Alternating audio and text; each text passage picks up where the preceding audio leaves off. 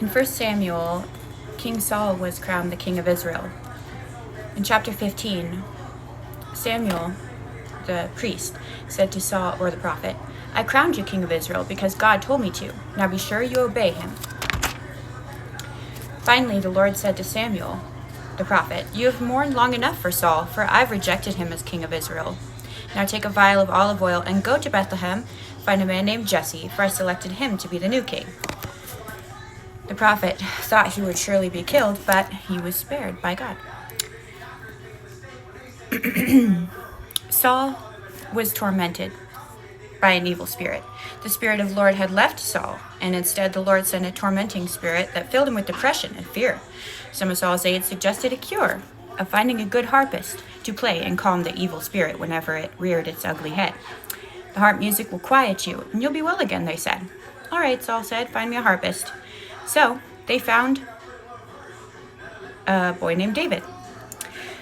He was not only a talented harp player, but he was handsome, brave, and strong. He had good, solid judgment. "What's more, the Lord is with him," they said. So Saul sent messengers to Jesse, asking they send his son David the shepherd. And he sent him. Immediately, King Saul admired and loved David, and he became his bodyguard and played the harp. He asked him to join his staff. And whenever the tormenting spirit from God troubled Saul, David would play the harp and Saul would feel better. The evil spirit would go away. Saul went to war with the Philistines, and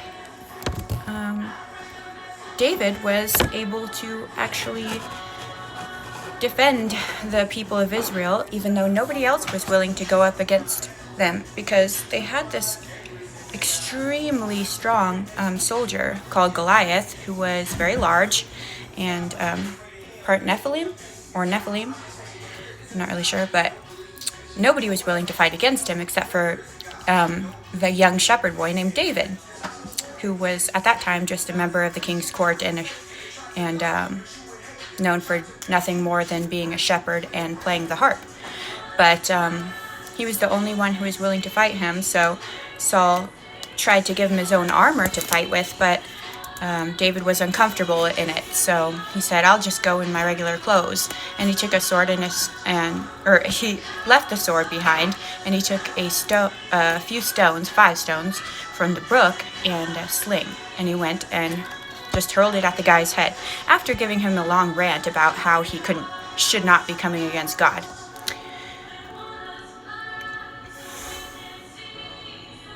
Maybe I'll just read a bit of that part. "Am I a dog?" Goliath roared at David, "that you come at me with a stick?" And he cursed David by the name of his gods. "Come over here and I'll give your flesh to the birds and wild animals."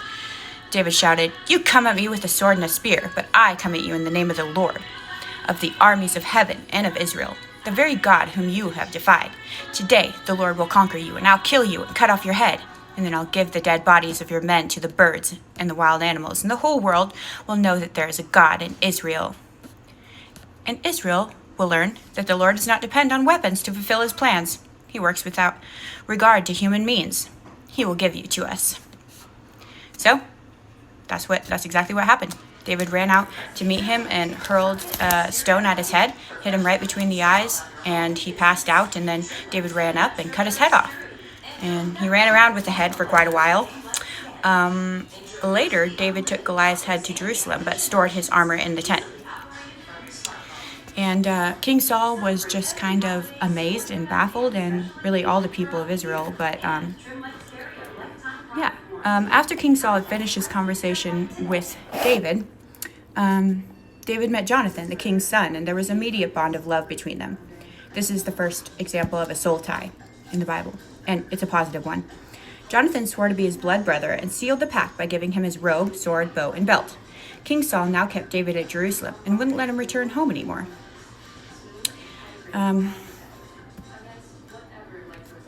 Many people talked about how Saul had slain his thousands, but David his 10,000s, and Saul did not like that because David was basically showing himself to be a mightier warrior in battles.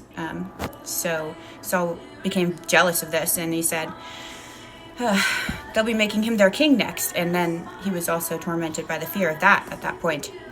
Now, from that time on, King Saul kept a jealous watch on David. The very next day, a tormenting spirit from God overwhelmed Saul, and he began raving like a madman. David began to soothe him by playing the harp, as he did whenever this happened. But Saul, who was fiddling with his spear, suddenly hurled it at David, intending to pin him to the wall. David jumped aside and escaped. This happened another time too, for Saul was afraid of him and jealous, because the Lord had left him and was now with David. Finally, Saul banned him from his presence and demoted him to rank of captain, but the controversy put David more than ever in the public eye. And he became more and more successful, and Saul kept on plotting to kill him by putting him on the front lines and stuff like that. So he was intent on having him dead as soon as possible, because he didn't want him to take his son Jonathan's place as king. So Jonathan was trying to plead with his father because he had that soul tie with David. They were like blood brothers, as it's described in this version. Saul urged his aides and his son Jonathan to assassinate David. But Jonathan, because of his close friendship with David, told David what his father was planning. And he told him to go out and hide, and that he would go and make sure he would try to talk his dad out of killing him. And he succeeded temporarily, or thought he did, because his father said, "Okay, I agree, I won't kill him." But one day Saul was sitting at home listening to David play the harp. Suddenly the tormenting spirit from the Lord attacked him. He had his spear in his hand and hurled it at David in another attempt to kill him. But David dodged out of the way, fled in the night, leaving the spear embedded in the timber of the wall. Saul sent troops to watch David's house and kill him when he came out in the morning. "If you get away tonight, you'll be dead by morning," his wife warned him. So she sent him out and tried to trick King Saul into thinking that he was still there so he could have time to get away. Obviously, when King Saul found out about this, he was very angry. And David's wife, Michal, which was also Saul's daughter, pretended that she was forced to by David, and David had blackmailed her, saying that he would kill her if she didn't let him go. So she spared her own life that way. David fled from Naoth in Ramah and found Jonathan. "What have I done?" he exclaimed. "Why is your father so determined to kill me?" "It's not true," Jonathan protested. "I'm sure he's not planning any such thing. For he always tells me everything he's going to do, even little things, and I know he wouldn't hide something like this from me. It just can't be." "Of course you don't know about it," David fumed. "Your father knows perfectly well about our friendship." So he said to himself, "I'll not tell Jonathan. Why should I hurt him? But the truth is, I am only a step from death. I swear it by the Lord and by your own soul." "Tell me what I can do," Jonathan begged, and David replied, "Tomorrow is the beginning of the celebration of the new moon. Go and try and figure out if he really plans to kill me, or else just kill me yourself if I've sinned against your father, but don't betray me to him." "Of course I won't," Jonathan exclaimed. "Look, wouldn't I say so if I knew my father was planning to kill you?" Then David asked, "Well, how do I know?" And Jonathan said, "I'll figure it out."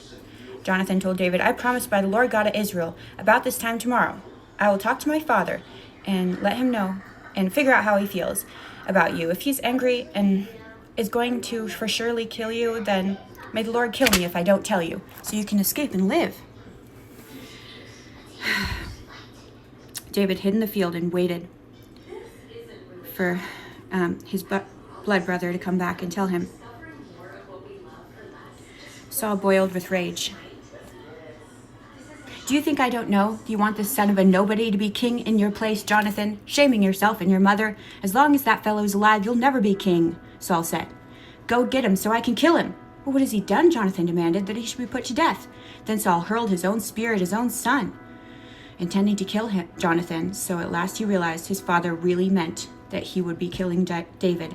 He left the table in fierce anger and refused to eat. He went out and he met with David in the field where he was hiding and told him the truth about his father's plans. As soon as he was gone, David came out from where he'd been hiding.